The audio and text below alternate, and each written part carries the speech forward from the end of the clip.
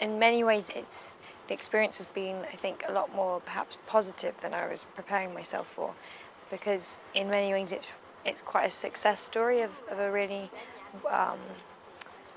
like well-run initiative. Obviously, it's had 26 years now to establish itself, so all the infrastructure is in place to make sure that people are well fed and there are medical supplies and people have shelter, and so there isn't an obvious sense of need. But in contrast to that, and there's a real humour in the people, you know, and you see people laughing, and the guy we met yesterday, who'd been here for 26 years, I mean he was also just got his resettlement in Australia, but he seemed very like jovial. But in contrast to that, when you speak to the people and you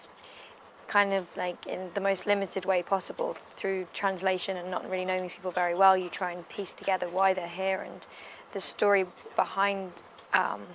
why they came here. You see a kind of a much darker side of it all, which I guess just brings out the light of this place. The darker side of all these stories that is the reason these people have ended up here,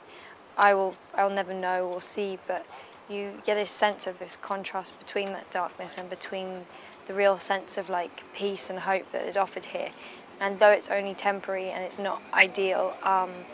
it's a refuge, you know, for people that have nowhere else in the world really at this moment to feel safe and to feel looked after. And I think that's a really important and quite beautiful thing.